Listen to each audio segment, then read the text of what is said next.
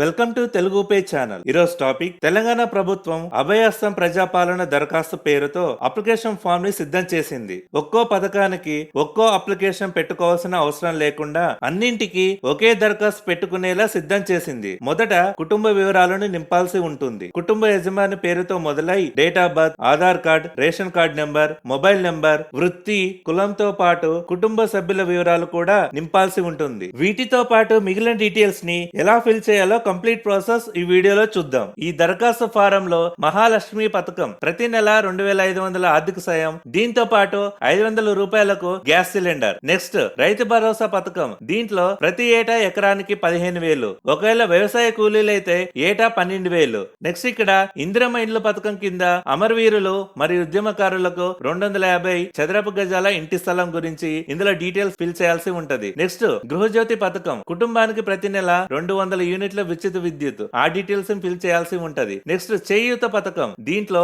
ప్రతి నెల 4,000 మరియు దివ్యాంగులకు పెన్షన్ 6,000 పొందేందుకు ఈ డీటెయిల్స్ అన్ని ఫిల్ చేయాల్సి ఉంటది. ఫస్ట్ ఇక్కడ మనకు ప్రజాపాలన అని స్టార్ట్ డేట్, ఎండ్ డేట్ ఇక్కడ డిస్ప్లే అయిపోద్ది. ప్రజాపాలన దరఖాస్తు ఫామ్ లో దీంట్లో ఫస్ట్ ఇక్కడ కుటుంబ వివరాలు అడిగిద్ది. దరఖాస్తుదారు వివరాలు అంటే హెడ్ ఆఫ్ ద ఫ్యామిలీ, కుటుంబ పెద్ద ఎవరైతే వాళ్ళ పేరుని ఇక్కడ ఫిల్ చేయాల్సి ఉంటది. నెక్స్ట్ ఇక్కడ మేల్, ఫీమేల్ అని ఉంటది. స్త్రీ అయితే స్త్రీ దగ్గర టిక్ మార్క్ చేయండి, మేల్ అయితే మేల్ దగ్గర టిక్ మార్క్ చేయండి. నెక్స్ట్ ఇక్కడ ఎస్సీ, ఎస్టీ, బీసీ, మైనారిటీ, ఇతరులు, సో ఇక్కడ ఏదైతే అది సెలెక్ట్ చేసుకోండి. నెక్స్ట్ ఇక్కడ హెడ్ ఆఫ్ ద ఫ్యామిలీ, మీరు ఎవరు డీటెయిల్స్ ఇస్తారో వాళ్ళ date of birth, Aadhaar number, ration card number వీటిని ఇవ్వాల్సి ఉంటది. నెక్స్ట్ మొబైల్ నెంబర్, వృత్తి, కుటుంబ పెద్ద ఏ వృత్తి చేస్తాడో ఆ డీటెయిల్స్ ని ఇక్కడ ఎంటర్ చేయాల్సి ఉంటది. నెక్స్ట్ ఇక్కడ కుటుంబ సభ్యుల వివరాలు అంటే పేరు, దరఖాస్తుదారునితో సంబంధం, gender, date of birth, Aadhaar card number. So head of the family member ఏదైతే నేమ్ ఇస్తామో ఇక్కడ వాళ్ళతో ఉన్న రిలేషన్షిప్ ని ఇక్కడ ఎంటర్ చేయాల్సి ఉంటది. నెక్స్ట్ ఇక్కడ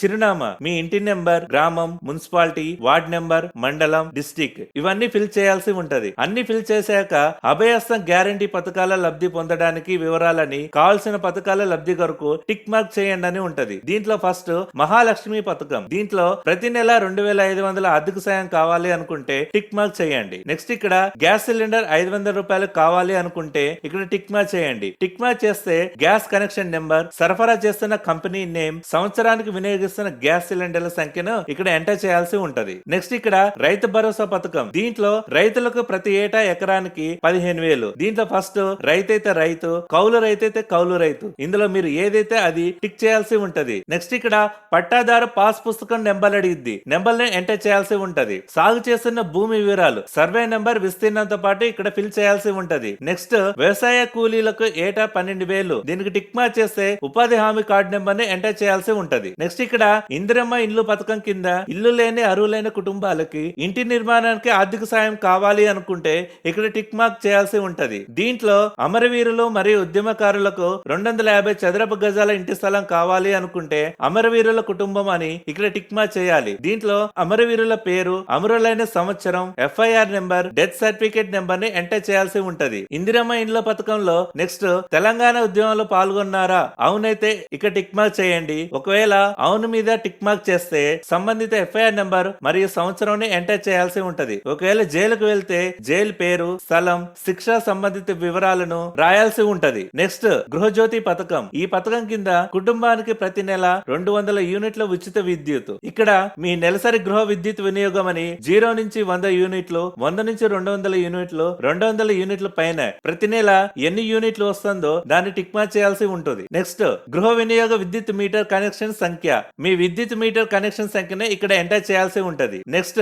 చేయూత పథకం, చేయూత పథకం కింద నెలకు 4,000 మరియు దివ్యాంగుల పెన్షన్ కింద 6,000 పొందేందుకు ఈ కింద డీటెయిల్స్ ఫిల్ చేయాల్సి ఉంటది. దివ్యాంగులైతే టిక్ మార్క్ చేయండి. టిక్ మార్క్ చేస్తే దాని సర్టిఫికేట్ నెంబర్ ఇవ్వాల్సి ఉంటది. ఒకవేళ దివ్యాంగులు కాకపోతే ఇతరులని వృద్ధాప్య, గీతా కార్మికులు, డయాలసిస్ బాధితులు, బీడి కార్మికుల జీవన భృతి, ఒంటరి మహిళ జీవన భృతి, వితంతు, చేనేత కార్మికులు, ఎయిడ్స్ వ్యాధిగ్రస్తులు, పైలేరియా బాధితులు, బీడీ టేకేదారు జీవన భృతి, ఇందులో ఏదైతే దానికి టిక్ మార్క్ చేయాల్సి ఉంటది. డీటెయిల్స్ అన్ని ఫిల్ చేశాక జతపరచవలసిని ఆధార్ కార్డ్ జిరాక్స్, తెల్ల రేషన్ కార్డ్ జిరాక్స్ ని అటాచ్ చేయాల్సి ఉంటది. దాంతో పాటు కింద సంతకం లేదా వేలిముద్రను తేదీతో పాటు ఎంటర్ చేయాల్సి ఉంటది. అన్ని ఫిల్ చేశాక ప్రజాపాలన దరఖాస్తు రసీదు అని మీకు ఒక రసీదు ఇస్తారు. అందులో మీ గ్రామం, మున్సిపాలిటీ, వార్డ్ నెంబర్, మండలం, జిల్లా, తేదీ ఇవన్నీ ఫిల్ చేశాక మీరు ఏ అధికారికి అయితే సబ్మిట్ చేస్తారో ఆ అధికారి నేమ్, హోదా, ముద్ర ఇలా అన్ని ఫిల్ చేసి మీకు ఒక రసీదు అనేది ఇస్తారు. ఇలా మనం ప్రజాపాలన దరఖాస్తుని ఫిల్ చేసి సబ్మిట్ చేయాల్సి ఉంటది.